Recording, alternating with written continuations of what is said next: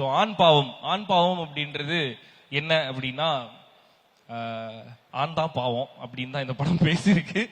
So அதை தாண்டி இந்த படத்துக்குள்ளார ஆண் பாவம் அப்படின்னு சொல்லிட்டு அவங்க சைட்ல இருந்து மட்டும் பேசாம ஒரு குடும்ப வாழ்க்கையில ஆண் பாவம் ஏன் பாவம் அப்படின்றத பேசிட்டு முடியும் போது அதோட நிறுத்தல. ஒரு குடும்ப வாழ்க்கைக்குள்ளார இதுக்கப்புறம் நம்ம எப்படி சந்தோஷமா இருக்கணும்ன்றதுக்கு ரொம்ப சின்னதா இந்த படத்துல ஒரு விஷயம் சொல்லியிருக்கோம். குடும்பத்தோட நீங்க போய் பாத்தீங்க அப்படின்னா கொஞ்சம் கூட டிசப்பாயின்மெண்ட் இல்லாம ரொம்ப ஹாப்பியா ஒரு படம் பார்த்துட்டு வந்தோன்ற திருப்தியோட நீங்க வெளியில போலாம். அண்ட் வெளியில போய் இந்த படம் நல்லா இருக்கு, நீ போய் தியேட்டர்ல பாருன்னு நீங்க சொல்லலாம். அந்த மாதிரி ஒரு படமா இது இருக்கும். அண்ட் ஃபேமிலி என்டர்டெய்னர், ப்ராப்பரா ஒரு ஃபேமிலி என்டர்டெய்னர். ஸோ எல்லாருமே குடும்பத்தோட போய் இந்த படத்தை தியேட்டர்ல பார்க்கணும் அப்படின்னு சொல்லிட்டு நான் ரெக்வஸ்ட் பண்ணிக்கிறேன்.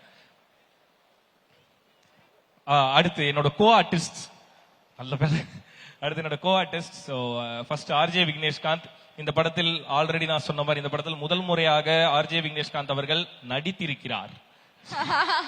So அதனால மிக்சர் சாப்பிட்டுட்டீங்க. What is this? Creative producer. First சொல்லும்போது சார் இந்த வரேன் சார்.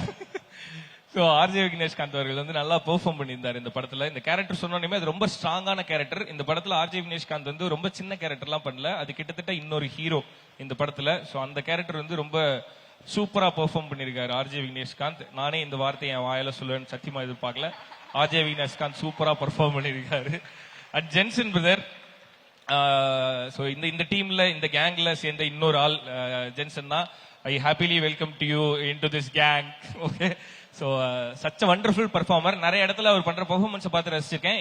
இந்த படத்துல பக்கத்துல நின்று ரசிக்கிறதுக்கு ஒரு சான்ஸ் கிடைச்சது. ஸோ தேங்க்யூ ஸோ மச் இந்த டீமுக்குள்ளார வந்ததுக்கு. அண்ட் அவரோட பெர்ஃபார்மன்ஸ் என்ன அப்படின்றத வந்து நீங்க தியேட்டர்ல October 31 பாருங்க. அப்படி ஒன்று பண்ணிருக்காரு. அண்ட் ஷீலா வந்து இந்த படத்துல இன்னொரு முக்கியமான கேரக்டர் பண்ணிருக்காங்க.